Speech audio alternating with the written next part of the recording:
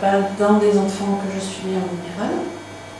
Donc on est parti dans ce projet flou de créer des diplômes de tête de façon à permettre une prise en charge innovante, particulière et vraiment qui répondent vraiment aux besoins des familles et des enfants, bien évidemment.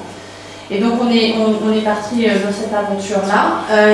On a bataillé auprès de l'ARS pour être reconnu, ce qui est le cas depuis septembre, puisque nous sommes maintenant un PCPE, c'est-à-dire un pôle de compétences et de prestations externalisées. Et donc maintenant, on a à peu près en file active, on a démarré notre projet avec 5 enfants, et on est à peu près maintenant en file active autour des 50 enfants. Donc la demande est exponentielle. Encore aujourd'hui, on a eu 2 inscriptions supplémentaires.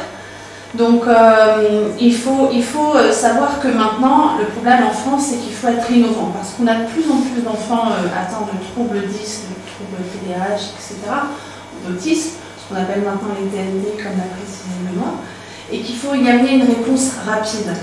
Et qu'on ne peut pas continuer comme ça à laisser des enfants pendant 3, 4 ans, voire plus, en liste d'attente. Et surtout, on s'aperçoit qu'on a des problèmes de plus en plus présents dans les classes. Je veux dire, il y a des enfants qui sont là, les enseignants savent qu'il y a un problème, mais n'ont pas toujours de solution. Il y a des AVS qui sont présentes, mais n'ont pas toujours de solution. Donc à nous, professionnels, d'imaginer comment sera l'école de demain, comment sera la prise en charge de demain. Et donc j'ai imaginé les plateaux. Alors bien évidemment, là c'est une image très succincte, parce que je ne vais pas rentrer dans les détails pour ne pas dévoiler tout le concept. Mais ces plateaux sont vraiment destinés à nos enfants, parce qu'ils ont des troubles cognitifs, ils ont des troubles avec le toucher, ils ont des troubles avec l'auditif, avec le visuel, donc il faut que je puisse travailler ça. Et on peut imaginer, comme ce beau bâtiment fait l'étrange nous permet de faire un parcours autistique ou TND de 0 jusqu'à 25 ans, ces plateaux-là seront sur le même concept, c'est-à-dire qu'on entre dans le plateau, on démarre avec peu d'habileté sociale, avec peu de tolérance, et on en ressort pour aller dans l'école dite normale. Et donc ce qui est important à ce niveau-là, c'est de se dire que, bien évidemment, les techniques auxquelles je suis formée vont servir à mes enfants, bien évidemment que ces plateaux vont servir aux plus fragiles, c'est le but. Mais il faut aussi se dire que parfois, dans les écoles, on a des enfants qui se retrouvent face à des difficultés, et vous êtes parents et vous le savez, qu'on ne maîtrise pas. Et puis maintenant, les enseignants doivent aller vite. Ils ont un programme, il y a beaucoup d'enfants, il y a double niveau, il y a un tas de choses comme ça qui mettent un petit peu la pression aux enseignants.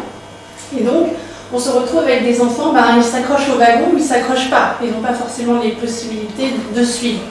Or là, on peut se dire qu'à un moment donné, pour faire l'inclusion, mais vraiment inversée, c'est-à-dire que nos enfants sont pris en charge ici, mais on peut aussi imaginer d'avoir des enfants qu'on appelle neurotypiques, pris en charge ici aussi, et qu'on puisse leur amener un éveil. Combien je vois d'enfants dans les écoles maternelles parce qu'il y a du bruit en train de se tenir les oreilles, alors qu'ils n'ont aucun problème.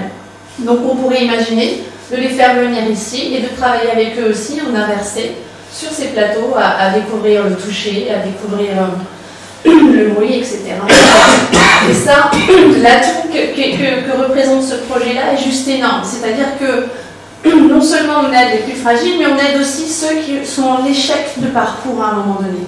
Et pour qui les parents n'auraient que d'autres solutions que de financer éventuellement un cours particulier pour l'aider à comprendre les maths, pour l'aider à comprendre le français. Donc les techniques qui s'appliquent aux plus fragiles s'appliquent aussi aux moins fragiles. Et donc comme ça, c'est vraiment innovant. Maintenant, pour le reste, je pense que c'est juste une école, j'aurais aimé l'avoir pour mes enfants parce que j'ai 3 enfants et qu'ils ont chacun des capacités très diverses. Et là, au moins, on va essayer de pousser au maximum de leur potentiel, au maximum du mieux et quel que soit l'enfant, qu'il soit neurotypique ou pas. Et donc, je pense que c'est vraiment important. Après, on peut peut-être voir d'autres visions de ce qu'on peut proposer. Voilà, par exemple... Voilà. Donc, il y a des choses qu'il faut développer. Comme le disait Benoît, les nôtres, ils ont parfois peur de la hauteur. Mais tous ces aspects-là peuvent être inclus, intégrés dès même la crèche, dès même la micro-crèche, en mélangeant les publics, en leur apprenant que un petit copain autiste, c'est comme un autre copain, il est juste différent. Parce qu'ils seront confrontés à ça plus tard.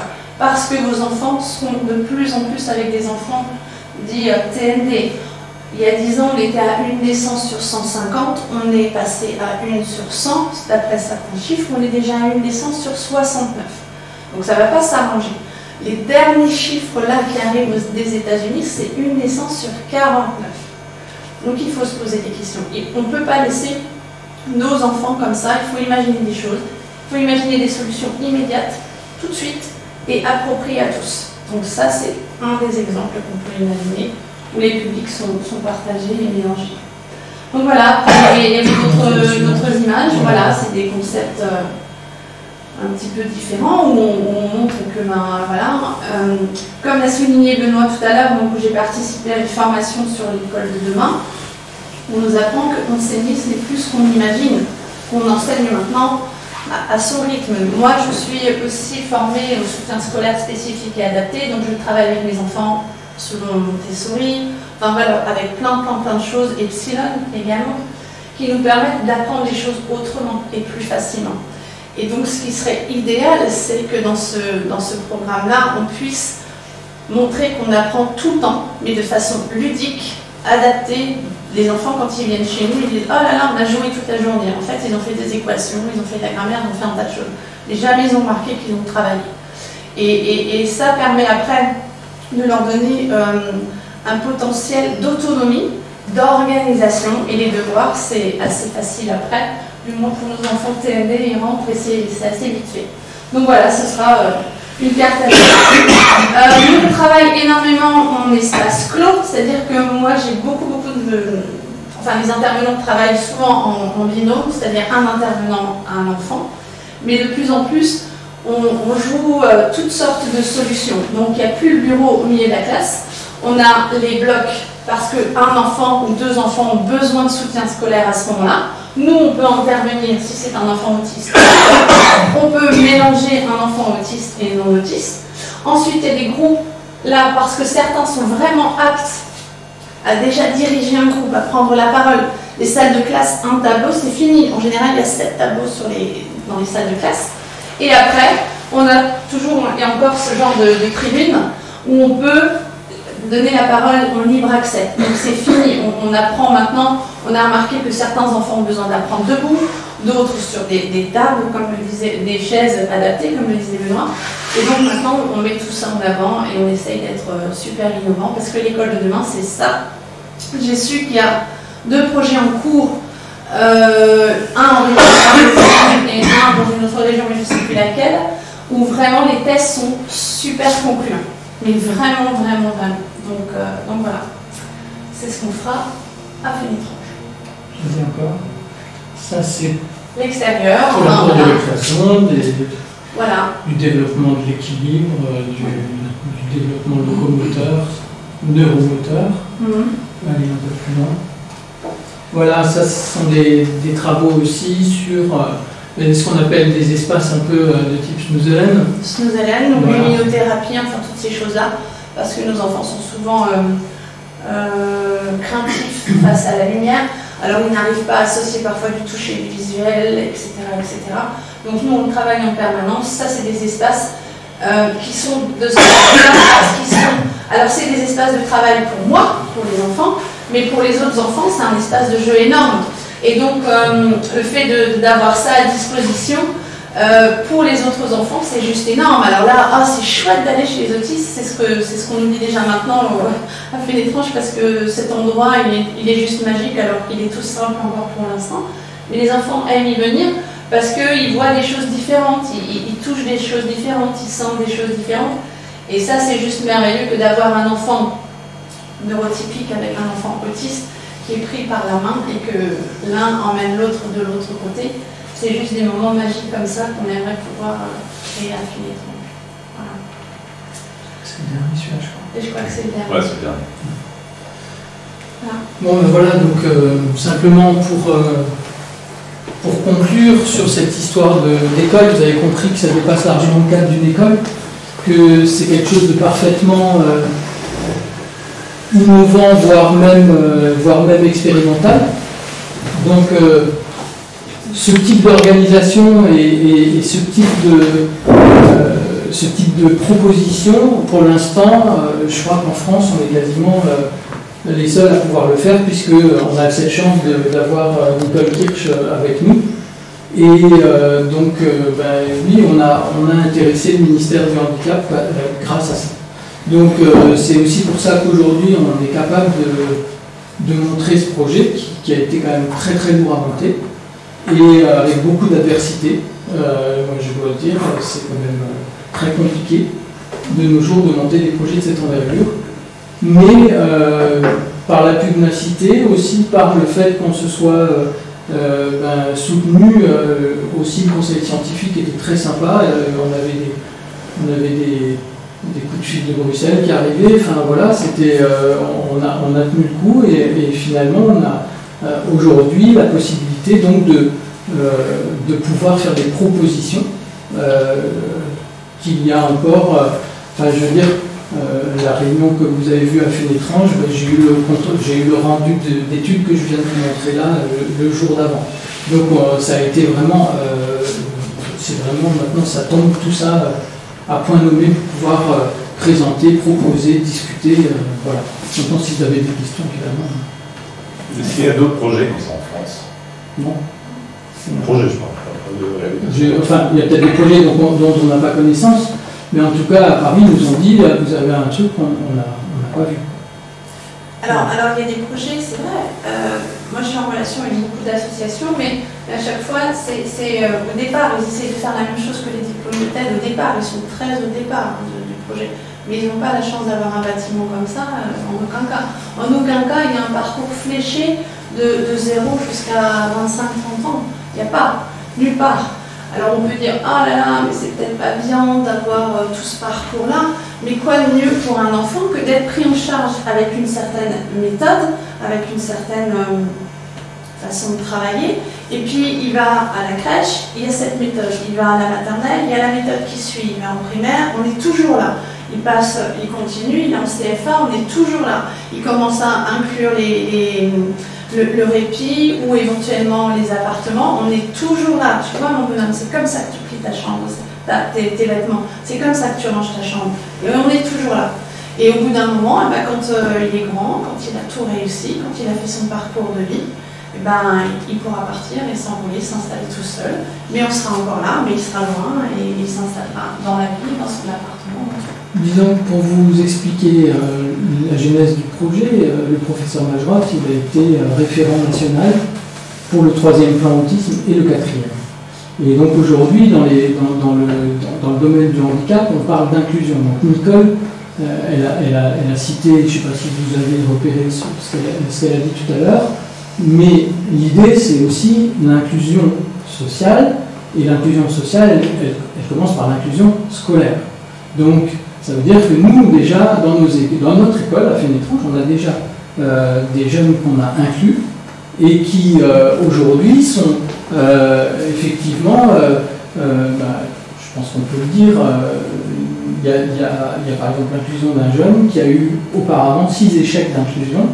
Chez nous, ça marche parce que justement, ce plateau est sur place, Nicole est sur place. Quand il y a un problème, elle va analyser le problème, elle va expliquer aux enseignantes comment il faut le gérer, comment on peut l'anticiper, comment on peut l'éviter. Et elle peut récupérer aussi le gamin chez elle, le calmer s'il a fait une crise d'angoisse, parce qu'elle a le savoir-faire. Et donc tout ça permet donc les meilleures chances de succès. C'est pour ça que ce projet intéresse beaucoup le ministère, parce que c'est la première fois qu'on met sur le même plateau l'école avec des accueils différenciés et surtout avec des professionnels qui sont à l'avant-garde de ce qui se fait aujourd'hui, puisque tout ce qu'on vous montre aujourd'hui, cette approche ABA dont Nicole est une des spécialistes, mais il n'y a pas que ça, puisqu'elle a parlé des pédagogies différenciées, c'est de dire, voilà, là c'est vraiment une école qui est parfaitement expérimentale, ou alors un accueil d'autistes qui est parfaitement expérimental, ou alors les deux, puisque finalement la vraie culture en France jusqu'au premier plan autisme qui a été décrété par Nicolas Sarkozy, je crois que c'était en 2008, donc ça fait déjà 10 ans, on en est toujours au même point, donc nous on a vraiment eu envie de sortir de ce créneau actuel où on dit, voilà, on fait des IME, on fait des foyers d'accueil, donc le gamin il est là-dedans et il est sûr d'y rester toute sa vie ou pas loin d'être sûr d'y être. Là, ce qu'on fait, c'est pousser la potentialité de chacun à son extrême, à son maximum, comme l'a dit Nicole avant. Et en plus, on va leur proposer d'apprendre des métiers sur place. Donc, vous voyez que ça va quand même très très loin, il y a une continuité dans le projet. Et l'idée, évidemment, c'est qu'après, ils puissent vivre dans la société. Alors, on est complètement conscient, on en discute assez avec les professionnels du milieu du handicap, qu'il y aura toujours des handicaps sévères, des handicaps profonds, des gens qui seront quand même dépendants, mais chaque point d'autonomie gagné, c'est un point d'autonomie gagné, et c'est aussi c'est une qualité de vie pour la personne, c'est une qualité de vie pour les proches, et c'est des économies très importantes pour la société, parce que les prises en charge dans des établissements spécialisés coûtent très très cher. Donc, voilà. Est-ce que ce projet innovant en France existe déjà à l'étranger? Dans le concept-là? Non. Parce que on parle souvent que les enfants autistes sont obligés d'aller en Belgique.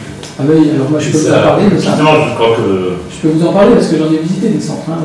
On y est allé, Nicole aussi. On a même eu des repas avec des investisseurs, parce qu'il faut savoir qu'en Belgique, les centres d'accueil sont financés uniquement par des investissements privés. Donc on a rencontré des gens, ils mettent de l'argent dans un centre, mais ils veulent leur rentabilité derrière. Voilà, c'est comme ça que ça marche. Alors, mais en Belgique, ils accueillent, allez, on va dire 8-9 000 Français actuellement. Les chiffres, quand j'ai commencé, c'était 5 000, 6 000. On a dit qu'avec les plans autisme, c'était arrêté, mais c'est pas vrai du tout. Moi, je connais un jeune qui est dans un centre à côté de Tournai, donc c'est tout près de Lille. L'année dernière, ils ont encore accueilli une quinzaine de Français supplémentaires, et il est bien stipulé sur les centres d'accueil pour Français. Et pourquoi c'est pour Français? Parce que pour les Français, c'est 30% plus cher. Donc l'ARS en France paye des hébergements ou des prises en charge qui sont 30% plus chers. Et tout simplement parce qu'on n'a pas pu ou on n'a pas su les mettre en place en France à l'époque où il aurait fallu. Et je peux vous dire qu'en Belgique, il n'y a pas que des trucs géniaux, hein. Moi j'ai vu des horreurs aussi. Hein. Donc il y a aussi des centres qui sont indignes. Alors c'est en train de se réduire, mais il y a eu un véritable business. Un projet pédagogique pour les enfants comme ça. Un projet comme celui-là, il n'y en a pas beaucoup. Il y a quand même l'Albatros dans les Ardennes qui est très bien. Le centre dont je parle, c'est le Bon Pasteur à côté de Tournai. C'est assez intéressant parce que c'est aussi un ancien pensionnat, comme c'est un peu la même histoire que fait l'étrange. Mais eux, c'est énorme. Ils ont maintenant 300 résidents. Enfin, et alors, ils ont des secteurs pour des handicaps lourds, des gens qui sont carrément nourris par sonde, sous respirateur. Enfin, il faut voir un peu des handicaps hyper lourds. Vous avez aussi, on n'en parle pas assez, mais toutes les séquelles des attentats qu'on a connus les dernières années. Il y a des gens qui sont dans des situations de handicap dramatiques, qui ont survécu, mais dans telles conditions. Ils sont 24 heures sur 24 assistés. Et puis ils ont de temps en temps une petite aile qu'ils ont agrandie. Et puis là, il y a un groupe de 12, 13, 15 enfants avec une orientation autisme, mais pas que. Il y a peut-être aussi un peu des trisomiques. Il y a un peu, voilà, il y a un peu une mixité aussi dans le domaine du handicap. Mais ce type de dispositif tel que nous on l'a imaginé, parce qu'on a été obligé d'imaginer quelque chose aussi. C'est pas tombé du ciel. On avait un bâtiment, il fallait imaginer qu'est-ce qu'on pouvait faire avec, et surtout grâce aux appuis qu'on avait. Le professeur Majrotte, la première fois que je suis allé le voir, il m'a dit vous voulez quoi? Donc je lui ai dit mais moi je veux de l'aide. Il me dit mais ça dépend ce que vous voulez faire. Et là je lui ai dit mais moi j'ai un programme, mais vous pouvez l'effacer de A jusqu'à Z. S'il est mauvais, si vous estimez qu'il est mauvais, on le jette à la poubelle, on en fait un nouveau. Et ça, il m'a dit que j'étais le premier à avoir eu cette démarche. C'est-à-dire que d'habitude on vient le voir quand le projet il est un peu à la limite, c'est qu'il faut avoir un soutien pour que ça passe. Mais là, on l'a rédigé ensemble. Et donc, au fur et à mesure des réunions, des rencontres, des visites qu'on a faites, tu vas voir un centre en Belgique et tu te dis, oui, mais là, l'école, c'est pas top. Et puis alors, vice-versa. Et finalement, on fait des recoupements. Là-bas, l'école, elle était super. Et puis, il y a plein d'idées qui naissent comme ça, au fur et à mesure. Et là, on n'est pas encore abouti. Enfin, je veux dire, on a une bonne idée, mais au moment où on va rentrer dans la phase travaux, il va y avoir forcément des idées qui vont surgir. Moi, c'est un peu comme ça qu'on a l'habitude de travailler aussi à la commune, quoi. Et en ce qui concerne le projet est très joli, il est ambitieux. Qu'en est-il du financement? Alors, financement, aujourd'hui, on est à une estimation, on va dire, entre 9 et 12 millions d'euros pour l'ensemble du projet, tu entends bien. L'ensemble. Voilà. Alors, toutes les aides. Tout compris. C'est hors taxe. Donc, l'idée, c'est que, déjà, il y a des choses qu'on ne va pas faire. Par exemple, la passerelle, elle est chiffrée à 1 million. Moi, je ne vais pas faire 1 million juste pour faire joli, quoi. Il y a un moment, il faut qu'on soit pragmatique et efficace. Donc, c'est sûr que c'était une idée sympathique, mais on peut la faire au sol. Ça ne coûtera rien du tout, ce sera du cheminement. Donc, il y a aussi des estimations qui sont hautes. Par exemple, la salle de spectacle, comme vous l'avez vu, ce n'est pas une vraie salle de spectacle, ce sera une salle de sport qui peut être polyvalente. Là, elle est chiffrée à 500 000 euros. Jamais on va dépenser 500 000 euros pour faire ça. Donc, je veux dire, voilà, il y a des options, des phases optionnelles.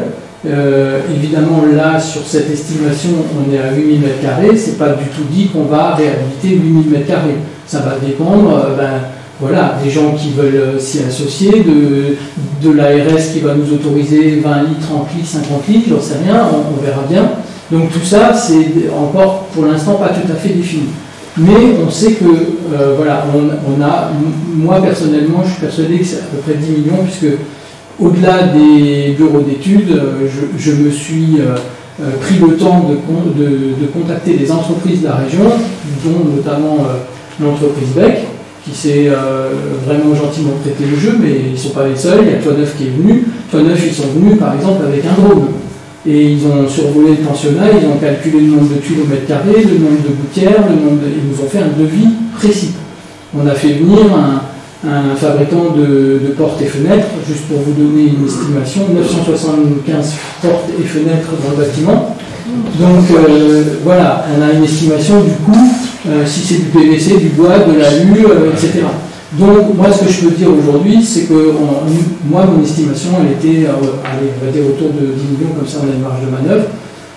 Aujourd'hui ce qui se passe, c'est qu'on a l'établissement public foncier lorrain qui est prêt à rentrer dans la danse, donc, parce que eux sont nos partenaires, je vous l'ai rappelé tout à l'heure, depuis le début. Et ils sont vraiment très très intéressés et très positifs sur ce projet. Et donc ils sont prêts à lancer le programme de travaux de ce qu'on appelle un pacte d'attractivité. Donc c'est aussi une des conclusions de l'étude. L'étude a dit la faiblesse de ce bâtiment, c'est sa taille et le coût de rénovation au mètre carré, puisque évidemment c'est très compliqué de dire on va rénover une aile ou une autre aile et puis le reste on le laisse en l'état actuel. Donc l'idée qui est née, c'est de dire on va faire un pacte d'attractivité, c'est-à-dire remettre le bâtiment à flot. Ce qui veut dire qu'après, ceux qui vont utiliser les plateaux, puisque l'idée c'est de purger les plateaux, de mettre des cages d'ascenseur, de mettre des gaines techniques pour l'eau, l'électricité, le chauffage, etc. Et donc après, les gens qui voudront aménager, que ce soit une unité d'accueil de jour, que ce soit une unité de répit avec accueil de nuit, ils vont avoir un prêt à aménager.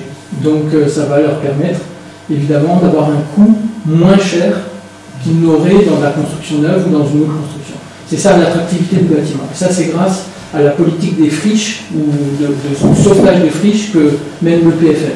Donc aujourd'hui, ce qui a été dit en comité de pilotage à la préfecture, parce qu'en ce moment on travaille à la préfecture avec les services juridiques, c'est quand même, on apprend tous les métiers quand on fait ce genre de boulot. On est en train de créer, d'essayer de créer une société d'économie mixte avec des associations du médico-social, avec la Caisse des dépôts qui est aussi un de nos partenaires et qui est financeur de la dernière étude que je vous ai montrée là, avec le PFL et avec la commune, on a déjà à peu près réuni 5 millions d'euros sur les 10. Mais là-dedans, il n'y a pas encore de financement public, il n'y a pas de subvention. Donc maintenant les subventions restent à venir, ce qui veut dire que c'est évidemment, vu l'enjeu du projet, vu l'intérêt qu'il a suscité auprès de tous les partenaires quand on l'a présenté, eh bien aujourd'hui il y a beaucoup de gens qui sont prêts à mettre à la poche. je citerai encore un dernier partenaire qui est la famille Dassault, qui est venue à Fénétrange il y a 15 jours et qui, en partant, nous a dit qu'on pouvait annoncer officiellement qu'il s'associerait à ce projet. Donc on ne sait pas encore combien, comment, à quel niveau, mais la famille Dassault a été très séduite par ce projet qui touche sa commune d'origine. Sur 3 générations, jusqu'en 1755, on a retrouvé leur généalogie.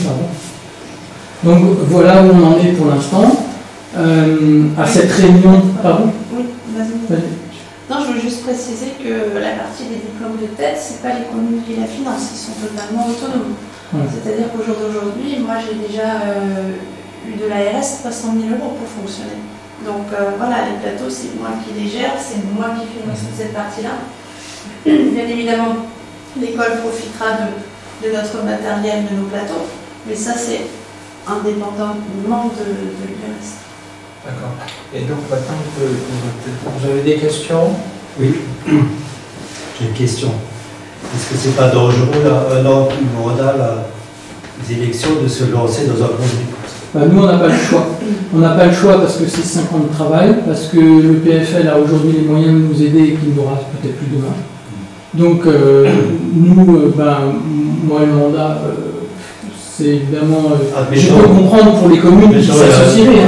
Non, mais admettons, il y a une deuxième liste ou une troisième qui. Mais ils n'auront pas de. C'est pas les plus d'accord entre eux. On est bien d'accord. Hein. Nous, on aura la même discussion avec les parents d'élèves, avec les maîtresses. Enfin, demain soir, on a une réunion avec les parents d'élèves à Fénétrange. Donc, on a maintenant aujourd'hui une action de communication. Moi, je ne sais pas dire si c'est dangereux ou pas dangereux. Ce que je peux dire, c'est que nous, on a mis tout notre truc dans ce projet et que c'est un projet qui, à mon avis, peut intéresser les parents. C'est comme ça qu'il faut essayer de le voir. Et effectivement, côté alsacien, il semblait finalement assez intéressé. Moi, j'ai aucune garantie de rien aujourd'hui. Hein. Enfin, on s'entend bien. Hein. On n'est pas sûr de ressortir. Hein. Je sais bien, moi non plus. Non plus. Voilà, mais moi je me suis lancé, j'aurais jamais pensé qu'il fallait autant de temps. En même temps, j'aurais dû m'en douter qu'il fallait autant de temps, mais voilà, une espèce de naïveté. Mais en même temps, aujourd'hui, on a quand même potentiellement un financement qu'on n'aura plus jamais. Enfin, je suis pas quasiment persuadé. Il y a en ce moment des regroupements des EPF. Ils ont aujourd'hui des moyens qui n'auront peut-être plus demain. Et donc, il y a un moment, il faut prendre le train. Tant pis, on prend un risque peut-être. Et l'école, elle est payante pour les parents. Pardon ? L'école, elle est payante pour les parents dont les enfants sont autistes. Alors, les prises en charge se font. Alors, il faut savoir que quand on travaille en libéral comme moi, et quand on travaille en analyse appliquée du comportement, les coûts sont très chers. En général, si vous avez un enfant, vous payez à peu près une prise en charge entre 3 000 et 5 000 € par mois. Moi, j'ai décidé de casser tous ces prix-là et de faire une prise en charge qui revient actuellement aux familles à peu près à 300 € le mois, à raison de 3 heures par semaine minimum. Et donc, en plus de ça, comme j'ai conventionné il y a peu avec la MDPH verse une aide d'échelon 4 maintenant. Et donc, voilà, les parents arrivent amplement à financer la prise en charge par des libéraux et arrivent même à financer ce que j'estime nécessaire pour certains enfants, l'ergothérapeute, l'orthophoniste, etc. Et donc, le concept a été imaginé du départ, mais de façon à ce que tout le monde puisse y adhérer. Pas uniquement des personnes qui ont des moyens, parce que personne ne choisit le handicap de son enfant. Et que la première des choses, c'est déjà d'accepter, et j'ai longuement et longtemps et encore travaillé bénévolement pour beaucoup d'enfants, parce qu'il faut faire un choix. Si vous voulez faire avancer les choses, si vous voulez que tout progresse, à un moment donné, il faut un petit peu, entre guillemets, se sacrifier, parce que si vous ne le faites pas, les choses n'évolueront pas. Et mon équipe joue au jeu, hein, on travaille 50-70 heures par semaine, et on n'est pas forcément payé les 50-70 heures. Mais c'est parce qu'on veut un changement, c'est parce qu'on veut amener quelque chose de neuf. Mais pas seulement pour les enfants TND, pour tous les enfants. la vision doit être différente, le concept d'éducation doit être différent, l'apprentissage doit être différent. On ne doit plus pouvoir entendre dans les écoles de demain, dans 5-10 ans, mon petit n'y arrive pas.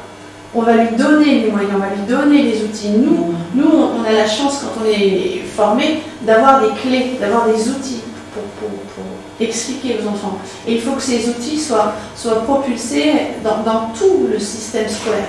Et si nous on ne démarre pas, si nous on ne fait pas ce lien, cette propulsion, on n'y arrivera jamais.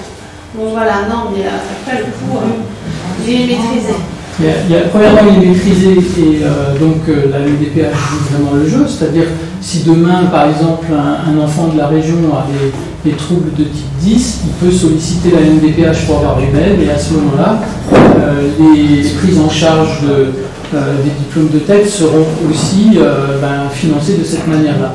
Et puis il y a quand même une chose dont je n'ai pas parlé du tout avant, j'ai complètement passé au-dessus, avec notre organisme de formation. Je vous ai parlé de l'Université de Strasbourg.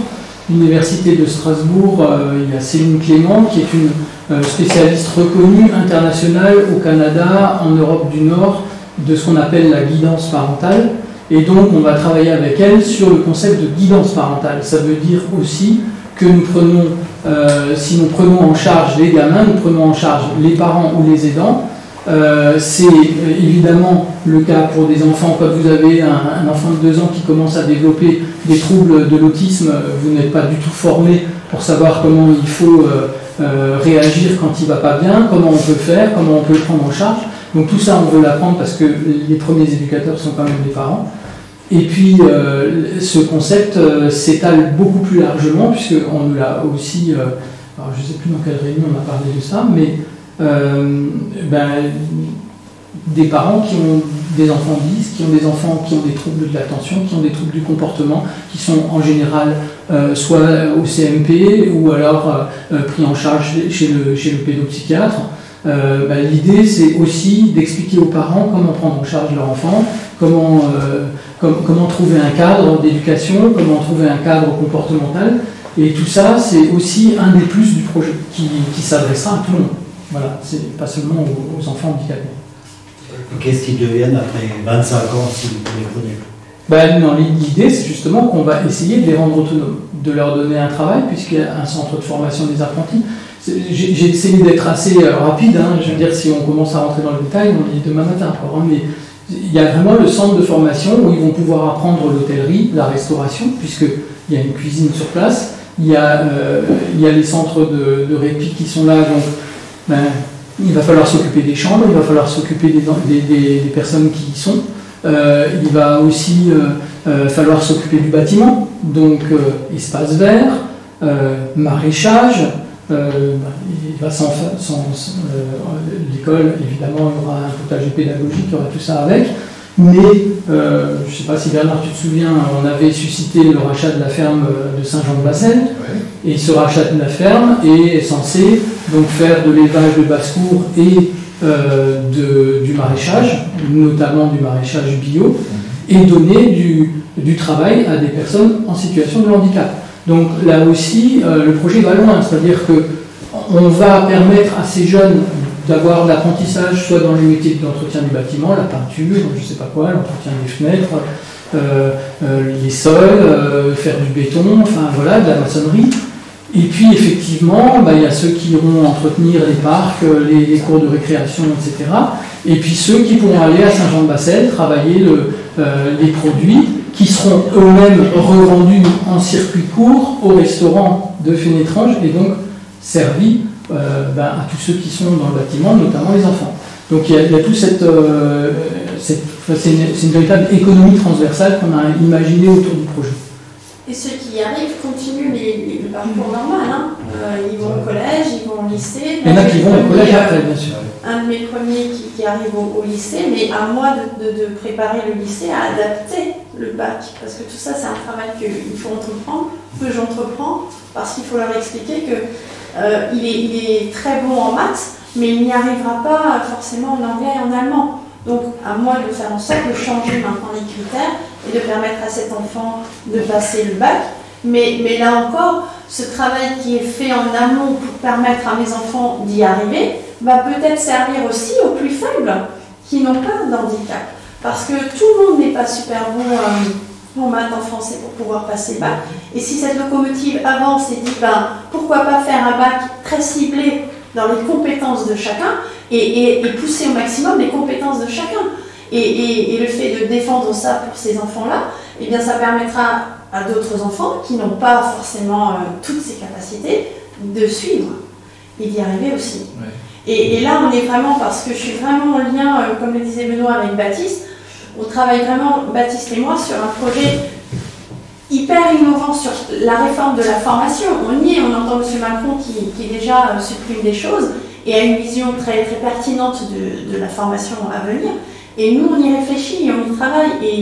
Et vraiment, il faut changer la vision de la formation. Il faut qu'on accepte, nous, thérapeutes, sur un plateau de formation par exemple, d'avoir un conseil d'une AVS, parce qu'elle le sait mieux que nous, parce qu'elle côtoie chaque jour les enfants, parce qu'elle a développé parfois des actions, des théories, des façons de faire qui sont fines et dignes d'une perle, et c'est magnifique. Et moi, je prends la première acte de tout ce qui est fait. Mais il faut que, à un moment donné, dans un centre de formation, quand on est médecin, quand on est chercheur, quand on est AVS, quand on est peu importe qui, qu'on accepte d'entendre, voilà, ce qui marche pour cet enfant-là, c'est ça. Et donc, ça va permettre de changer la formation, ça va permettre d'innover sur un tas de choses et de mettre en avant, non plus spécifiquement le diplôme, mais la compétence. Et ça, je crois que c'est vraiment top. Est-ce que la communauté des communes n'est pas intéressée par le projet? Alors la communauté de communes, c'était discuté déjà dès le départ de l'étude, c'est-à-dire qu'elle s'est associée aux études, parce qu'elle a une convention cadre avec le PFL et elle a une convention cadre avec la Caisse des dépôts. Donc le pensionnat a été aussi érigé au titre des projets de territoire, donc à ce titre il est éligible au DSIL, il est éligible à la DETR, il est éligible à l'Europe, il est éligible au département et à la région. Donc voilà, ça ce sont les compléments de subvention que nous espérons récolter au fur et à mesure. C'est très complexe parce qu'il y a des règlements d'obtention de subventions qui sont disconcordants. Par exemple, la DETR ne peut pas être donnée à une société d'économie mixte, elle peut être donnée qu'à une collectivité. La MITER peut être donnée qu'à une collectivité, mais ils acceptent qu'on conventionne avec une société d'économie mixte pour transférer l'argent ensuite.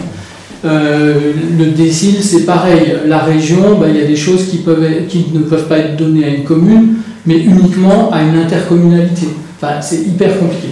Alors, on est en train de travailler sur tous ces aspects avec les services juridiques de la préfecture pour pouvoir obtenir le scénario, on va dire, idéal. Et là, en ce moment, c'est du boulot 24 sur 24. Quoi. C'est Metz, c'est Nancy, c'est Strasbourg, c'est Fénitranche, voilà, il y a des mails qui sont échangés toute la journée, voilà, c'est là-dessus qu'on est en train de travailler. Et évidemment, on entend faire profiter l'école de tout ce travail qui est mis en place. Et les sous-préfets, quand on était à Saverne, ont annoncé que si jamais ce projet se faisait, ils mettraient vraiment les moyens pour qu'on puisse le faire à des moyens financiers acceptables et abordables pour ceux qui s'y associent. Voilà. Parce que moi, je suis comme vous, je veux dire, c'est pas la commune de Fénitranche qui a des gros moyens. Il faut vraiment se remettre dans le jeu. La commune de Fénitranche, c'est juste une folie déjà d'avoir acheté le bâtiment. Donc voilà, aujourd'hui j'ai ce bâtiment et c'est aussi une des raisons pour lesquelles je me bats. Pour qu'on trouve une issue, parce que pour l'instant, c'est bien, on l'a mis hors d'eau, mais je veux dire, c'est pas une fin en soi, hein. Il faut qu'on trouve une affectation. Et pour le territoire, moi, il me semble que c'est quand même, si ce projet aboutit, vous avez vu qu'il est quand même assez énorme, ça va être une création de nombreux emplois, des gens qui vont venir habiter dans nos régions, etc. Donc voilà, c'est un petit peu comme ça qu'on le voit. Parce que pour gérer ça, il faut de la compétence. C'est pour ça qu'on veut faire la société d'économie mixte où on aura les moyens d'embaucher des gens compétents. Là, dans 15 jours, j'ai rendez-vous avec la SEBL. Donc, j'ai été sélectionné, enfin le projet Fénitranche a été sélectionné pour être montré dans des projets innovants de friche à Metz il y a à peu près un mois. On a été aussi projet pilote région Grand Est Donc je suis allé le présenter à Verdun il y a à peu près 2 mois. Et depuis ces présentations, j'ai des coups de fil et des mails incessants. J'ai le groupe Buick qui m'a téléphoné, j'ai donc la SEBL qui est venue me trouver. Donc ce sont des gens qui savent faire. Donc ils savent faire, ils savent calculer, ils ont de l'ingénierie, ils ont des gens qui savent faire des business plans, qui savent estimer les risques, qui ont des contacts avec les banques, qui ont des capitaux, donc les banques prêtent de l'argent. Nous, la commune de Fénétrange, plus aucune banque nous prête quoi que ce soit. Enfin voilà, c'est comme ça. J'ai beau essayer de remuer. Vous pensez avoir le financement par les subventions et ainsi de suite? C'est-à-dire qu'après, la Caisse des dépôts, elle met de l'argent en fonds propres et elle finance le solde. Donc le solde, évidemment, ce sera le moins possible. C'est l'objectif à obtenir. Et ensuite, cette société d'économie mixte va récupérer des loyers. Et elle va payer ce qu'il faut payer, les emplois qui en découlent, le loyer, les charges, le chauffage, etc. Donc on est déjà en train de réfléchir au mode de chauffage, on est en train de réfléchir à plein de choses pour être prêt le plus vite possible en fait. Voilà. Mais voilà, après... Le plus vite possible, c'est quoi? Alors pour nous, le plus vite possible, c'est de ne pas louper la manne de l'EPFL. Si cette manne-là, que j'ai mis 3 ans à obtenir, on la perd, c'est sûr que le projet est perdu. Enfin, je ne trouverai jamais l'équivalent des 3,5 millions qui nous proposent. Donc, il faut absolument qu'on puisse lancer ce pacte d'attractivité. Le pacte d'attractivité, c'est les démolitions, la création de voiries, l'aménagement des cours, des parkings, les façades, les toitures, les portes, les fenêtres, les gaines d'ascenseur, voilà, que j'oublie pas, les gaines techniques, le chauffage, etc. Ça, c'est estimé à peu près à 6 millions d'euros aujourd'hui. Voilà, à peu près. Ça, c'est le coût global de c'est ça qui finalement est cher dans le bâtiment, parce que le reste, c'est des coûts très raisonnables, en fait, à l'intérieur de l'aménagement. Donc... Qui c'est qui gère encore à part le maire à Fénétrange? Seul ou... Le maire. Juste le maire. Non mais c'est au courant les autres ou... Bien sûr que oui.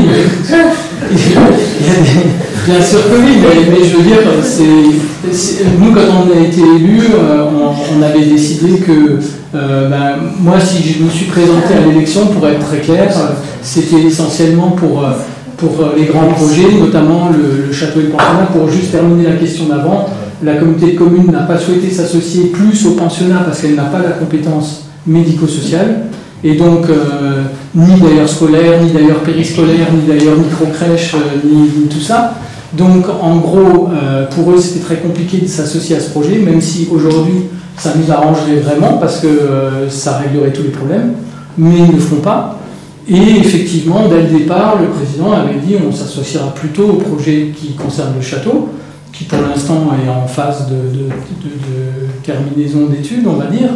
Donc on ne sait encore pas si les élus vont voter pour ou pas, mais voilà, on est aussi en train d'essayer de leur montrer un projet attractif. C'est clair qu'aujourd'hui, la commune, le maire, il a dû se débrouiller, hein. Ça, je ne peux pas dire l'inverse. Hein. Je vais un peu vers... parce qu'on a une histoire avec le périscolaire, un truc tout simple qu'on n'arrive pas à régler. C'est-à-dire? Non, nous attendons, c'est pas le but de la soirée de non, c'est pas le but de la mais soirée, nous attendons toujours les réponses à nos mais questions. Alexandre a envoyé des textos et personne n'a répondu. Non, mais c'était pas des réponses non plus à... Nous, on a fait des estimations sur trois scénarios qu'on tient à votre disposition. Les estimations, je les ai depuis 2 mois au moins, quoi. Donc je les tiens à votre disposition. C'est ça qu'on attend. Oui, mais on les a, il n'y a pas de problème. D'accord. Bon, donc on va essayer de les chercher. Non, mais venez même chez nous, on les présente. Hein. Il y a différents scénarios. Scénario où on est au ratio péréquation, nombre d'habitants, oui, d'autres où on combine. Ça a été fait, il n'y a pas de problème. Ça a été fait. Et pendant les travaux, l'école?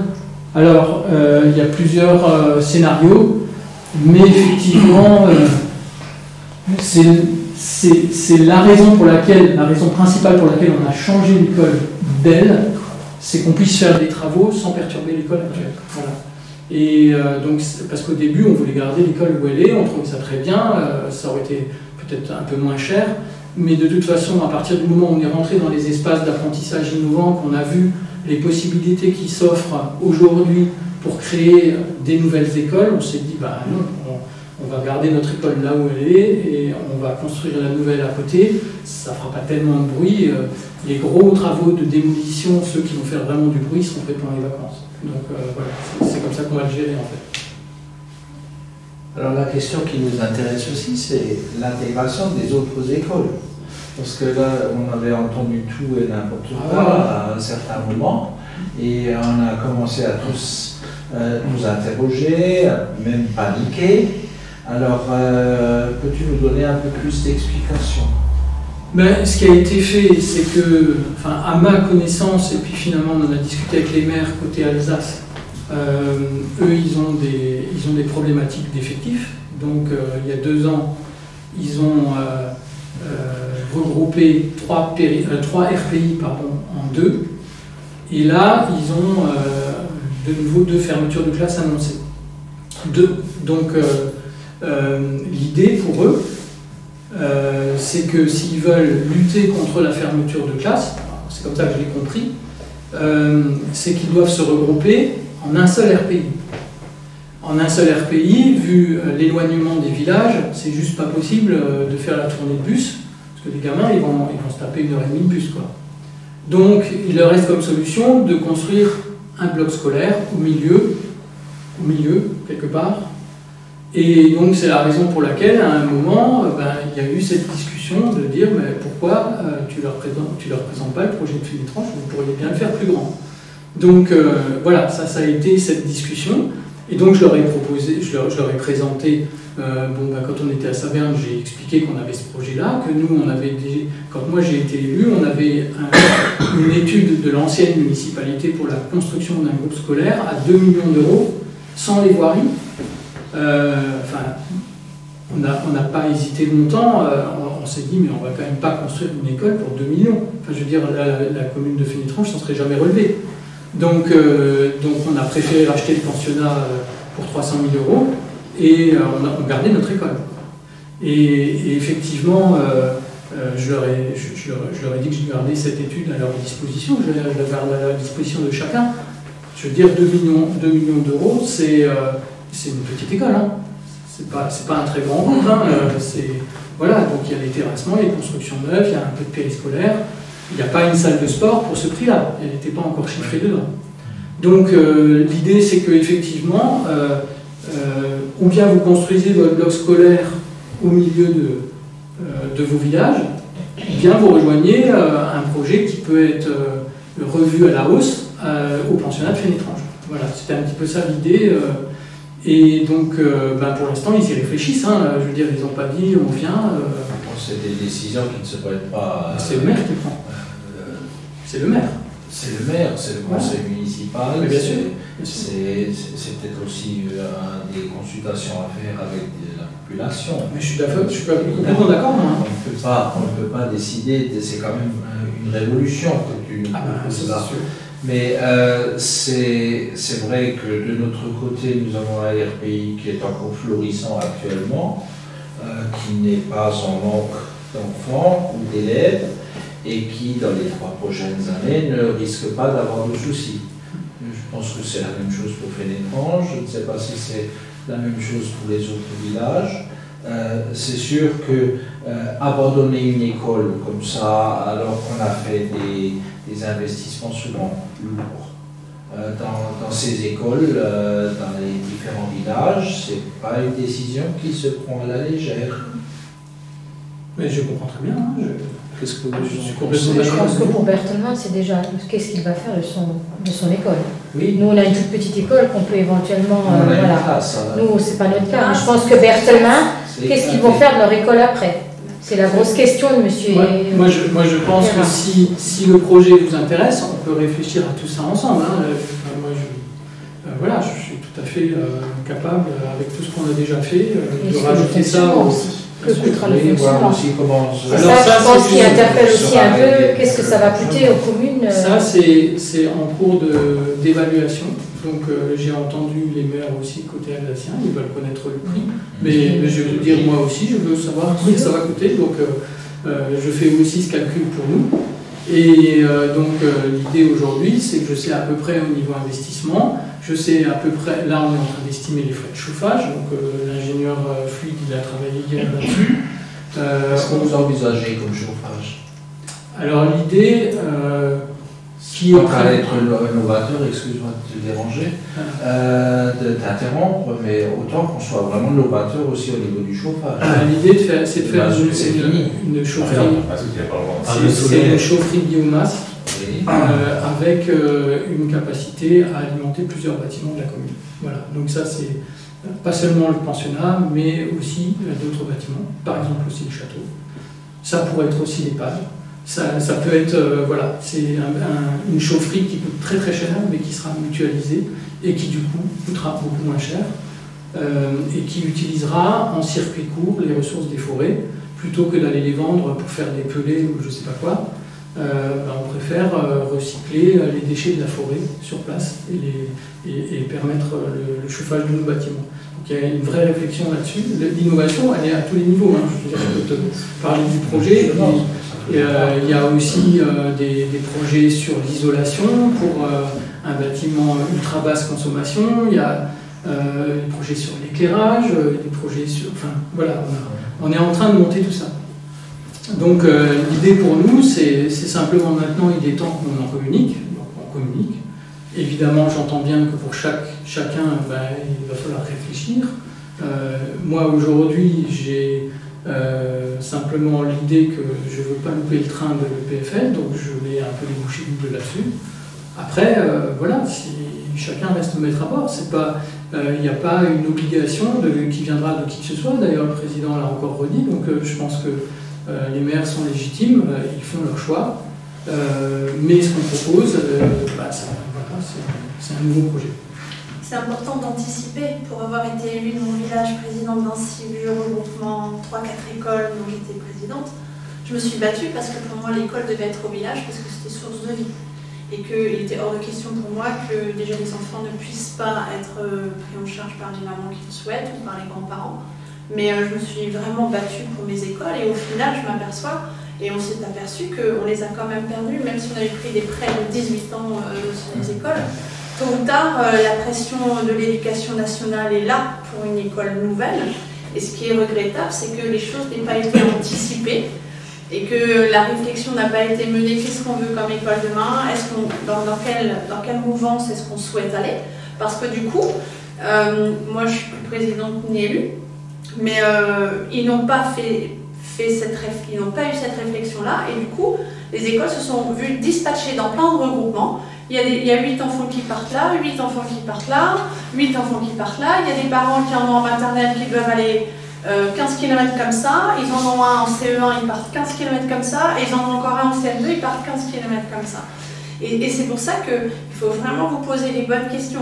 Qu'est-ce qu'on veut demain? Quelle école on veut demain? Comment on sera? Est-ce qu'on prend le train maintenant? Est-ce qu'on réfléchit maintenant? Ou est-ce qu'on reste comme on est, mais on sait qu'on va peut-être changer? Parce que ce sera comme ça, parce que la projection veut ça, parce que l'éducation nationale, à un moment donné, la qualité n'est pas forcément dans un petit... Et j'ai été enseignante, donc je sais, n'est pas forcément perdue dans une petite classe avec 3 niveaux et 4 enfants en difficulté et 2 AVS et ainsi de suite. L'innovation, elle est voilà, on est un groupe, on a un enfant en difficulté. Moi, je ne sais pas faire parce que je suis enseignante, mais l'enseignante à côté, elle sait. Et on peut faire des flux comme ça de personnes. Et on peut bouger les choses. Et c'est ça qui donne la richesse à l'enseignement de demain, à vos enfants et à vous, élus. Parce que vous avez été innovants et surtout parce que vous avez anticipé les choses. Et donc il faut vraiment réfléchir. C'est sûr que personne n'aime perdre une école dans son village. Moi la première. Mais à un moment donné, moi dans mon village, j'ai une école flambant neuve, vide. Il n'y a rien. On ne sait même pas ce qu'on en fera. Il n'y a rien. Dans le village à côté, c'est vide. Dans mon autre village à côté, c'est vide. Il n'y a plus rien. Et parce qu'on n'a pas anticipé. Et parce qu'on n'a pas su imaginer des choses nouvelles. On a des enfants en difficulté. Ce qu'il faut préciser, c'est que bien sûr, on est implanté à Fénétrange, mais j'ai une structure dans une école de Haarlem, à laquelle j'ai permis de faire vivre cette école, parce qu'elle devait être fermée. Comme l'éducation nationale a pris en compte le nombre d'enfants qui étaient chez moi, on l'a maintenue. Donc soyons innovants, soyons recherchons des solutions qui permettent peut-être à un moment donné, certes, de fermer une école, mais d'y mettre autre chose. Pourquoi ne pas imaginer, et c'est le cas, on a plein de structures des diplômes de TED. Certes, le bâtiment de Funetrange, c'est le grand moteur pour le parcours de vie, mais on ne peut pas faire venir plein d'enfants, il faut imaginer plein de structures. Donc réfléchissons, quels sont les besoins? Est-ce qu'on peut imaginer autre chose dans vos écoles en lien avec l'inclusion?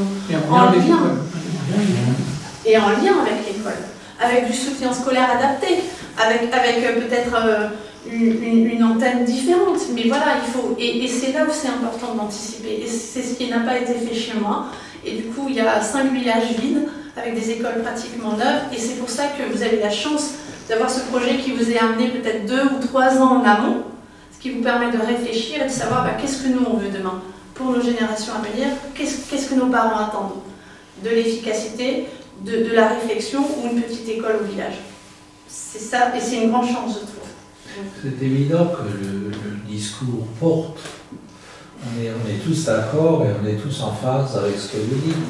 Maintenant, c'est sûr qu'il faut que le projet mûrisse. Bien sûr. Peut-être qu'il faut aussi que nous réfléchissions tous à ce que nous souhaiterons faire de nos bâtiments, de notre école, de nos écoles du RPI, parce qu'il faut associer aussi Berthellemins, puisque Berthellemins... Disons pour mettre fin, ça représente en gros, ça représente deux pièces. Oui, nous, on n'est pas même le couloir, on peut dire qu'il sert avec le logement qui est au-dessus. Je veux dire, il y a que 2 pièces, donc ça va. C'est un bâtiment complet. C'est des bâtiments complets, c'est ça. Avec, je sais pas, au départ, il y avait 5-6 classes dans ce bâtiment. On a 2 là, 3. Et après, il y a plein de solutions. Hein. Il y a l'innovation au niveau des langues étrangères, il y a l'innovation sur plein de choses. On peut être très innovant et chercher à réhabiliter les bâtiments. Il suffit d'anticiper, de réfléchir, de trouver les bonnes personnes qui vont nous amener des bonnes choses. L'école de demain, c'est un tas de choses nouvelles et innovantes. Je pense que vous avez compris que, vu la taille du bâtiment, bon, ok, on y a bossé quand même longtemps. Enfin, on a trouvé quasiment, maintenant on est presque au stade où on se dit il y a trop. On ne va pas pouvoir prendre tout. Parce que, à force de chercher des idées, des partenaires, donc moi je suis quand même un bon interlocuteur pour dire, pour expliquer que tu pars avec 0% de chance sur un bâtiment et tu peux quand même y arriver si tu te bats. Donc je pense que le devenir des bâtiments, c'est quelque chose qu'on doit réfléchir ensemble. Si vous décidez de venir chez nous, ça me semble complètement normal, quoi. Parce que, et même à la limite de l'associer. Enfin, moi je le verrais bien associé, que ça tienne, que vos habitants et que les nôtres ils se rendent compte qu'on a fait un vrai projet de territoire ensemble, quoi. Ben voilà, et pas on a vidé, siphonné un truc, nous on fait notre truc, on va se faire tuer par les habitants qui vont dire vous êtes des salauds, et puis après ben vous allez vous faire tuer parce que vous nous avez vendus, et puis bon voilà, tout ça. Donc c'est vraiment à éviter. Oui, ça évidemment. nécessite une vraie réflexion globale de ce qu'on va faire. C'est vrai qu'il faut déjà qu'on se mette d'accord entre nous. Oui, bien sûr. Mais moi je vous tends vraiment la main. C'est un beau projet pour le territoire. Voilà, c'est comme ça que je l'ai imaginé. Et aujourd'hui, nous, c'est vrai que moi, au départ, des diplômes de tête, je vais le dire très égoïstement, pour moi, au-delà évidemment de tout ce que je connaissais du travail de Nicole et de l'excellence de son travail, etc., les accueillir chez nous, il ne faut pas croire que ça a fait l'unanimité du tout. Hein. J'ai dû me battre pour ça. On s'est mis quand même une situation qui était un peu compliquée à gérer, mais en même temps aussi, ça, comme l'a dit Nicole, ça a sauvé notre école. Donc on a plus de monde, on a des jeunes qui viennent de partout, et ça il faut aussi le dire. Aujourd'hui on a des demandes qui viennent de Forbach, de Saint-Avold, de Lunéville, de Metz. Mais comment ils sont obligés d'aller dans un internat, ceux-là? Pour l'instant, ils viennent en journée. Ils font la route. C'est tellement... Oui, ils font que de temps et temps d'heure. Oui, mais c'est tellement... Une journée, pas la semaine complète. Non. C'est tellement... Simon et Léo sont là tous les jours. Ouais. Ils sont de Saint-Avold, hein. Et donc, effectivement, nous, on a une ouverture sur le territoire. Et on a rencontré, moi je vais rencontrer voilà les gens de Beach. J'ai été reçu par le maire de Saverne. Le maire de Saverne, il veut nous envoyer ses enfants. Enfin, je veux dire, c'est un projet vraiment à rayonnement régional, voire même interrégional. À partir du moment où la formation va être mise en place, si on arrive à notre accord avec l'éducation nationale, là c'est sûr que ça va faire venir tous les gens qui font le DU d'autisme à Metz, ça va faire venir un tas de monde. On est aussi, entre parenthèses, en contact avec la faculté de Louvain en Belgique, puisque c'est là que le professeur Majroth a monté son centre qu'il appelle le SUSA. Et là, il y a des transversalités à inventer qui sont juste géniales. Sur la maison médicale, pour aller un peu plus loin, on est en train de travailler avec des spécialistes, par exemple, comme Biotronic, spécialiste de la cardiologie. On est en train de se mettre en rapport avec l'hôpital de Haguenau. L'idée, c'est de peut-être monter une petite unité de télémédecine en cardiologie. Enfin, on a des tas de projets comme ça qui sont en train de s'associer les uns et les autres et qui font que là, vous avez la naissance d'un nouveau centre qui va servir à la fois à des gens qui viennent de loin, mais aussi des gens qui sont ici, la population. C'est demain, qu'est-ce qu'on est, nous, à Fénétrange, ou les villages autour, on n'est plus rien. Il n'y a plus de travail. Moi, je discutais avec Didier Klein l'autre jour. La plupart des gens qu'on connaît, qui ont des enfants, les enfants sont partis. Ils sont à Paris, ils sont à Bordeaux, ils sont à Toulouse, ils sont au Canada. Moi, tous mes neveux nièces sont au Canada. Enfin, je veux dire, parce qu'on n'a plus de boulot pour eux. Et alors, ça donne quoi? On va se développer complètement. Et les écoles, il n'y aura plus d'élèves. Et enfin, bon, voilà, c'est un peu ça la vraie réflexion de ce projet. Elle est derrière ça, quoi, en fait. Alors, effectivement, le pensionnat, il autorise de faire un projet de ce niveau-là. Et si on n'avait pas fait ce projet de ce niveau-là, j'aurais jamais eu gain de cause. J'ai encore pas gain de cause. Mais il fallait être ultra innovant, ambitieux, expérimental, même à la limite un peu fou, pour pouvoir montrer aux gens que c'est quand même faisable. Que c'est pas parce qu'on est en pleine campagne, dans le sud Mosellan, ou dans le début de l'Est Mosellan, qu'on est condamné à mourir, quoi. Enfin, c'est un petit peu ça l'idée. Nous avons aussi des villages qui sont quand même relativement éclatés. Nous avons Hirschland, par exemple, qui est loin. Alors, vous parliez avant de trajet en bus, ça va être la Croix et la Bannière aussi. Non, Hirschland ne viendra jamais. Hirschland ne viendra pas, Görlingen ne viendra certainement pas non plus. L'idée, c'est pas de faire un bazar, c'est de rendre service aux enfants. Donc, c'est pas parce qu'on va avoir 50 élèves de plus que ce sera mieux. Hein. Je veux dire, vous avez vu la taille du projet. Non, l'idée, c'est d'avoir la super école où les enfants sont bien et où ils prennent le moins de temps possible dans les transports. Et il y a des redécoupages qui sont largement possibles. Hirschland peut aller de son côté, Görlingen du côté de Sareltroff. Enfin voilà. Après, c'est. Il y a rien de figé. Pourquoi vous n'avez pas associé Mittersheim, c'est vrai que pour l'instant je ne les ai pas sollicités, mais ils ont. De toute façon, je vais leur présenter le projet. Mais je sais qu'ils ont des projets de développement périscolaire. Enfin, je veux dire, Jean-Luc, il m'a parlé de tout ça. Donc je me suis dit, je ne vais pas commencer à lui casser son projet à lui. Et il a aussi un projet de MAM. Il a aussi. Donc il l'a joué un peu en autonomie. Je crois qu'ils sont assez ouverts sur l'Audrefin. Mais je lui expliquerai le projet. De toute façon, Jean-Luc, il le connaît un peu parce qu'il venait au comité de pilotage au début. Donc il a tout de suite vu dans quel esprit on allait s'orienter. Mais oui, c'est une possibilité. On avait aussi pensé à Wolfskirchen Diedendorf. Donc le maire de Postroff nous avait incité. Renseignement pris à l'inspection, eux, ils sont déjà en train de discuter un regroupement à Saarwerden, Arskirchen, etc. Donc, oui, c'est clair. Mais voilà, donc c'est dans l'air du temps, c'est des réflexions de fond. Quoi. Voilà.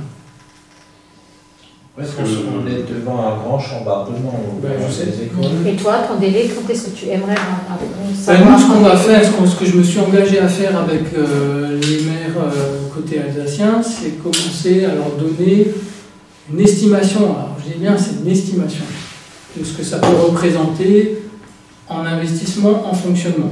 Voilà, sachant que si effectivement on est nombreux à se regrouper, je pense qu'on va vraiment... Moi, j'ai rencontré la responsable de la grande région qui m'expliquait qu'ils ont des dotations communes pour les écoles et que s'il y a un regroupement, ils donnent la dotation de chaque commune au regroupement.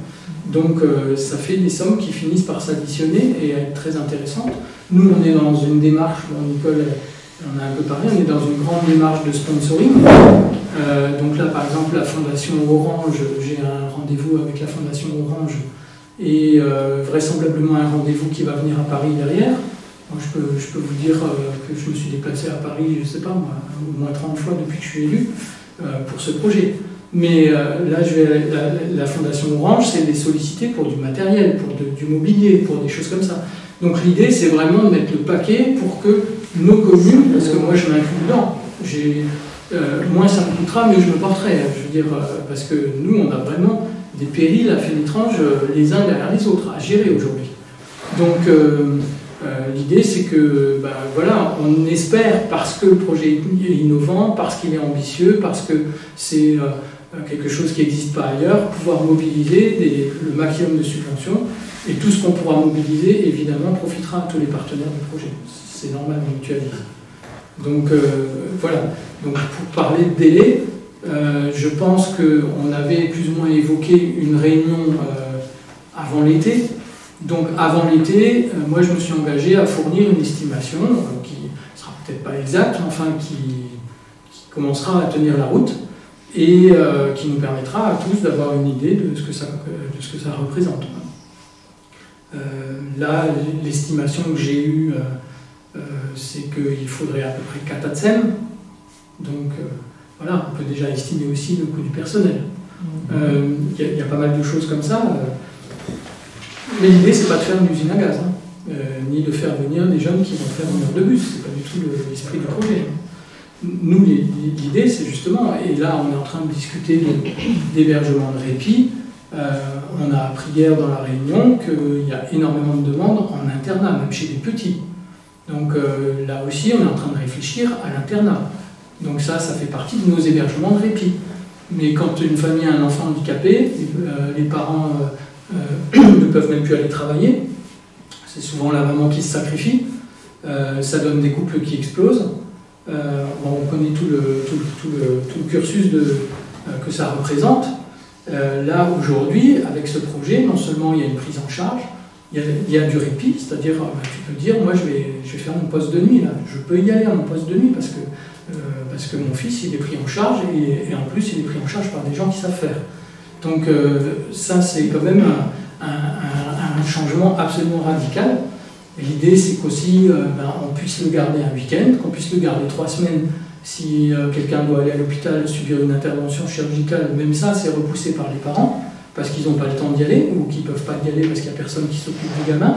Enfin, toutes ces situations, nous, on commence à les connaître parce qu'on circule dans le milieu, on entend les parents parler.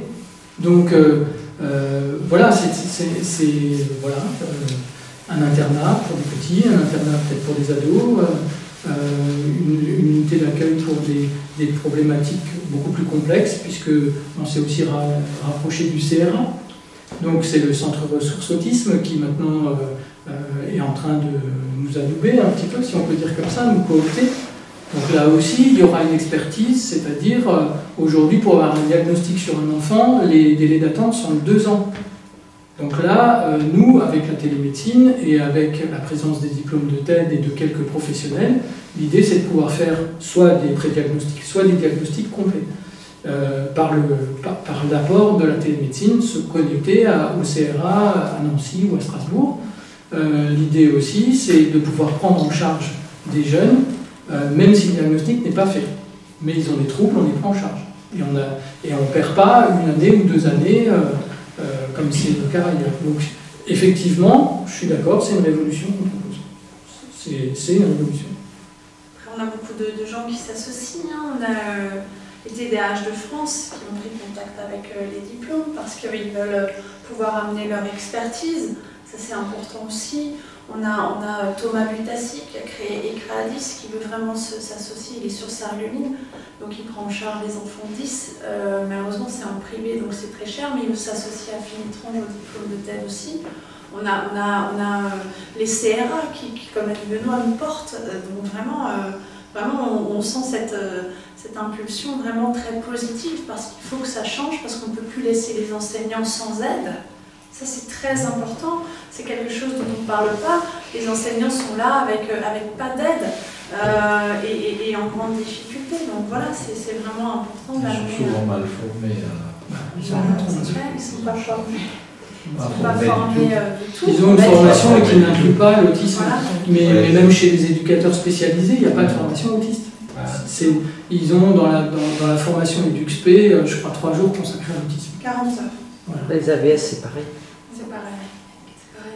Et après c'est important d'amener ça. Et puis je le vois, moi je suis présente dans beaucoup d'écoles. Dans beaucoup d'écoles ici aux alentours, j'y vais et en général, quand je viens, est-ce que tu peux encore régler ça? Ah ok. Et puis ça. Ah oui, ok, d'accord. Et au final, j'ai réglé plus de choses pour les autres enfants et pour l'enseignant que pour l'enfant pour lequel je viens, qui gère parfaitement bien. Et voilà. Mais il y a plein de difficultés qui sont là parce qu'il y a de plus en plus de troubles du comportement.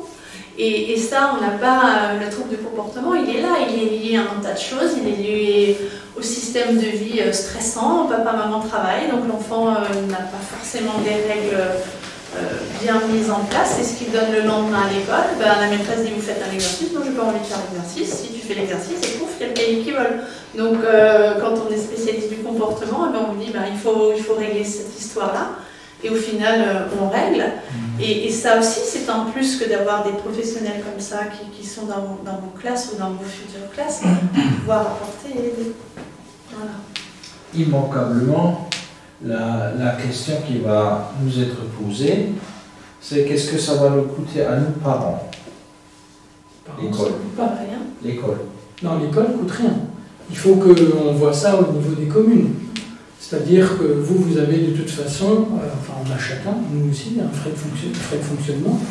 Donc il faut qu'on voit si, d'après l'estimation qu'on va donner, évidemment, si maintenant on estime un projet, on va dire, idéal, volumineux, etc. Tu imagines que tu as le RPI d'ici, plus Postrof, plus Kirberg, plus Elrin, et ensuite Berendorf évidemment, et puis peut-être Rovillers. Pas dit, parce qu'ils sont déjà un petit peu plus loin. Ça fait quand même 8 communes qui sont associées sur un projet. Donc ça mutualise quand même sérieusement les dépenses. Et si on le fait au nombre d'habitants, moi je pense qu'on peut arriver à quelque chose de très sympa. Mais ce sera au prorata des habitants. Là, ce sera au prorata des élèves qui viennent. C'est indéfini.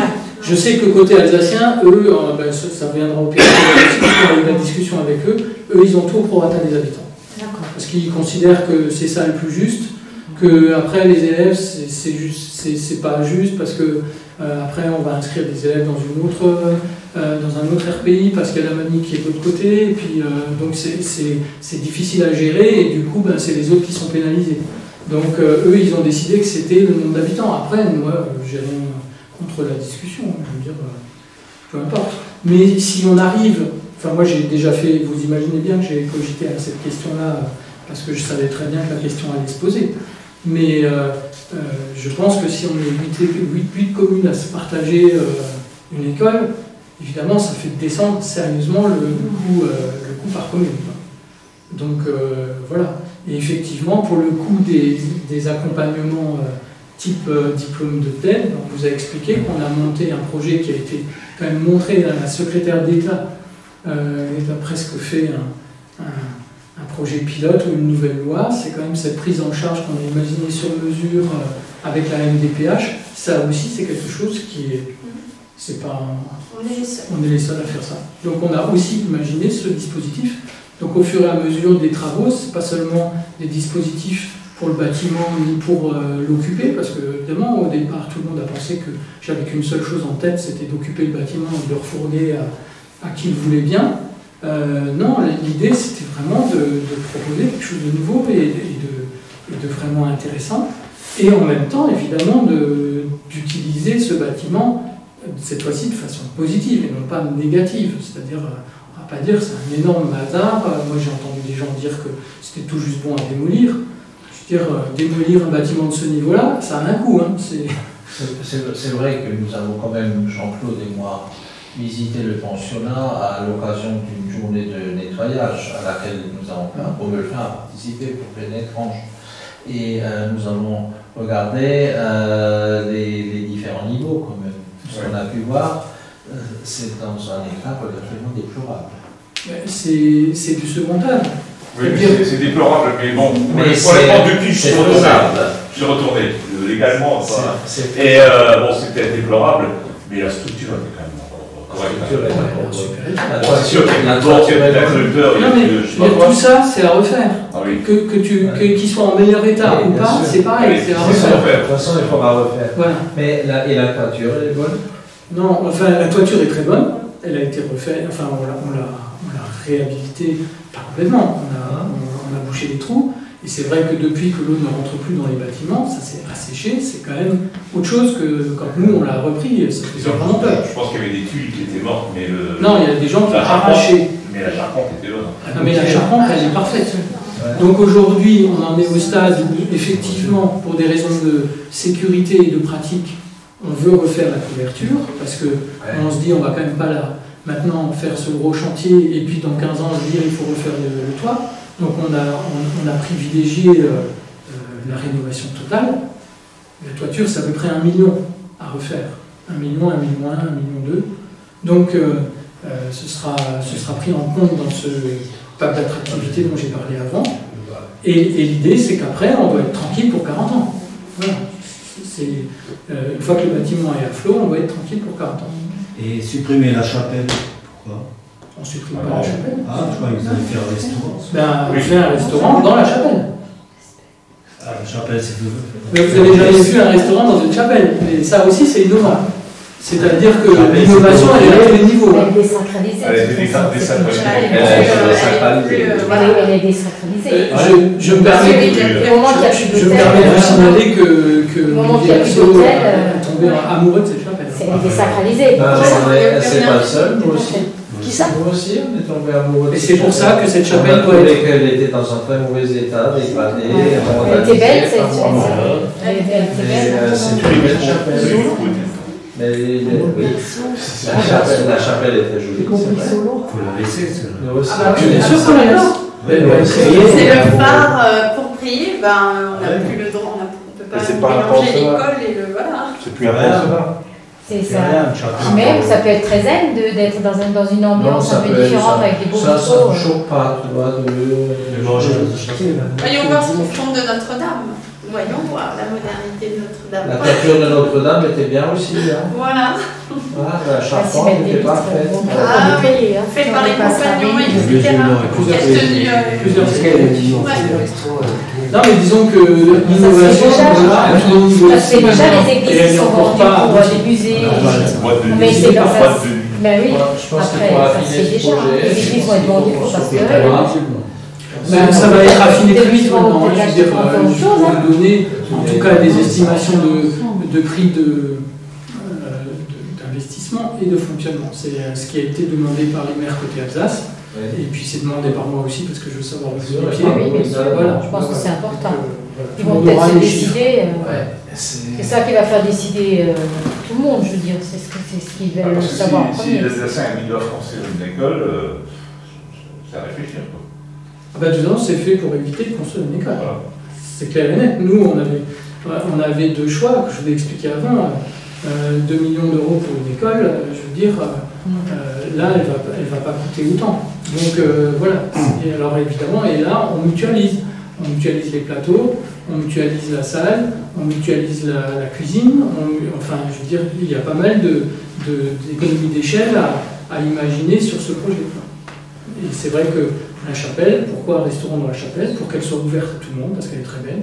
Et parce que si on fait un restaurant solidaire, comme ils ont de plus en plus à Paris ou à Grenoble, on est allé prendre un pot, comment s'appelait le verre En tout cas, c'est un restaurant, un bar qui est tenu que par des trisomiques. Et c'est juste génial. Donc, il y a tous les niveaux intellectuels, il y en a qui peuvent parler, il y en a d'autres qui parlent presque pas, mais ils ont trouvé des combines pour qu'ils aillent servir à table. Alors il y a des Legos de couleur, donc ils savent quelle est la table qui a la commande, parce qu'ils ont le Lego de la même couleur. Enfin, je veux dire, et ça, il y a la fille du secrétaire d'État, qui est trisomique aussi, et qui travaille aux cuisines de l'Élysée actuellement, et elle a poussé en avant tous ces projets-là. Donc, à Grenoble, il y a un restaurant qui est tenu par des autistes Asperger, uniquement. Tout le restaurant, c'est que des autistes. Donc, nous, notre idée, c'est vraiment proposer une entreprise adaptée qui est portée par l'ARCEA. Donc, on a trouvé aussi des partenaires, des partenaires qui ont l'air insolides. L'ARCEA, c'est l'association du médico-social, il y a presque 7000 emplois. Je les ai rencontrés il y a peut-être 2 ans maintenant, bientôt 2 ans. Ça a fait tilt tout de suite, alors qu'on avait un mal fou à trouver une association partenaire. Ben là, eux, ils ont tout de suite compris qu'on allait dans quelque chose de nouveau, et ils étaient associés direct. Et là, aujourd'hui, ils font une entreprise adaptée, ils vont mettre en route les cuisines, les gens qui vont dedans, etc. Donc nous, la commune, on ne peut pas faire tout ça. Ce qu'on peut faire, c'est se battre, se défoncer pour mettre à disposition des locaux à un tarif, on va dire, inférieur à ce qui se fait ailleurs, ou au moins égal. Et leur proposer le bon projet, parce que c'est ça qui les intéresse aussi. Mais après, nous, on ne peut pas faire plus que ça. Je ne peux pas commencer à créer une entreprise, à embaucher du monde. C'est clair. Pour rebondir à votre question, par rapport à l'église, nous, à Bitche, on a le Saint-Augustin. Moi, j'ai fait mes études, et j'ai mes enfants qui ont été, et on a financé la réhabilitation de la chapelle de l'église du Saint-Augustin, qui est devenue après quelque chose de sublime. On a tout fait refaire, magnifique. Et là, qu'est-ce qu'on nous annonce 1 an après? Paf, l'évêché qui ferme tout, il n'y a plus de Saint-Augustin, tout est fermé. Reste les Chinois. Ah non, c'est fini, les Chinois, ils sont partis. Ils sont partis, ils sont plus là. Et du coup, nous, on a demandé, parce qu'on a quand même financé ça longtemps, eh bien, on a demandé à ce qu'au moins on nous autorise l'ouverture de l'église pour pouvoir s'y recueillir le dimanche, parce qu'il y a beaucoup de nos anciens du Pays Bitche qui aimaient cette église-là. Et bien, même l'évêché a refusé de nous la refermer. Donc elle est maintenant toute fermée, toute poussiéreuse, il n'y a plus rien du tout dedans, c'est même pas ce que ça deviendra. Et donc voilà, alors parfois on a quelque chose qui est juste un bijou dans ce grand bâtiment, et puis même l'évêché ne suit pas pour l'ouvrir. Donc je trouve ça merveilleux que d'ouvrir un endroit comme ça à tous, finalement. Il faut aussi se rappeler qu'à Fénétrange, on a une collégiale qu'on va restaurer à l'automne, qui va coûter aussi une fortune. On a une chapelle au château, on a la chapelle du Faubourg, on a un temple, on a une ancienne synagogue, on a déjà de quoi faire. Voilà, c'était l'idée. Il y a aussi une chapelle. Voilà, la chapelle des Loups qui est super. Voilà, bon, il y a de quoi faire dans la région. À Niederstendel, ils ont aussi du patrimoine. Donc, je pense que les gens peuvent trouver des endroits, et je trouve que cette chapelle, il faut qu'on l'ouvre. Je vous ai même pas montré les plans, mais il y a des superbes terrasses à l'arrière de la chapelle. L'idée de manger sur la terrasse à l'arrière de la chapelle en été, c'est juste génial, quoi. Donc au début, l'architecte m'a traité de dingue quand j'ai monté cette idée de restaurant dans la chapelle, mais finalement, tout le monde a commencé à s'y rallier parce que ils se sont rendus compte qu'il y a un véritable... C'est aussi le cachet du lieu qui fait le succès d'un restaurant. Et donc, déjà proposer un service, on va dire, réalisé en grande partie par des personnes en situation de handicap, c'est pas si évident. Il y a quand même beaucoup de gens qui sont gênés par ça. C'est pas si évident que ça marche. Donc, c'est aussi un pari. Mais on peut jouer ce pari parce que, justement, la cuisine, elle va servir pour le centre de répit, elle va servir pour le périscolaire, elle va servir pour les stagiaires. Donc, elle est déjà rentable. Voilà. Et après, on peut se permettre peut-être même de perdre un peu d'argent sur le restaurant, ce ne sera pas gênant.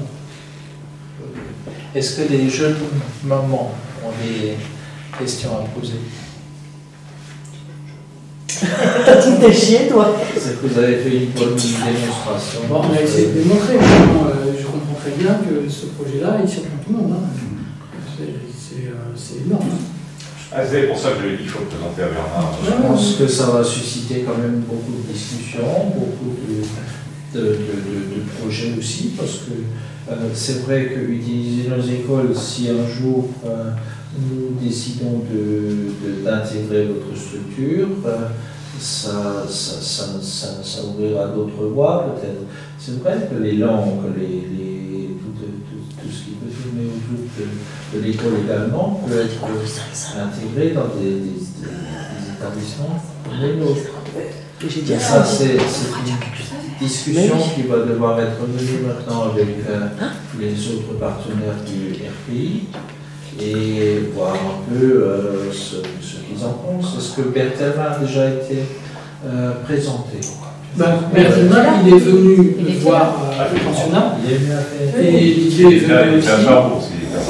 Et ils sont oui, vous êtes à la Sarbo, moi j'étais pas. Et donc Didier Klein m'a demandé de venir présenter à son conseil. Donc pas Claude Erard encore. Mais voilà, s'il veut que je vienne dire j'allais faire. Bah, ça serait dommage de ne pas le montrer à tout le monde, je trouve. Oui. Tu vois, les conseils concernés, parce que c'est quand même important qu'on soit tous au courant, qu'on puisse tous le voir. Oui, non, mais c'est normal. Mais je suis maintenant en mesure de le montrer. Avant, je ne pouvais pas. Non, c'est voilà. D'accord. Je pense que le fait de le voir aussi, ça incite aussi à la réflexion, à dire c'est quand même un projet. Quand on en parle, c'est pas pareil que si on fait une salle de danse, je pense. Nous, on a été quand même avec Jean-Claude. Jean-Claude, on est sorti de cette réunion, elle a dit il faut qu'on en parle à Bernard, il faut qu'on le fasse changer d'avis. On ne peut pas le dire, non, on est en train de. C'est vrai qu'ils vont quand même faire un. Oui, on a fait des éloges. Un éloge du projet. Donc maintenant, nous sommes un peu fixés sur ce projet qui, pour moi, est séduisant. Et je vous donnerai plus d'informations. Voilà. Très vite. Et je pense que ça ne peut être que le début d'une collaboration. Maintenant, ça dépend de tout le monde, et je pense que de tout le monde. Et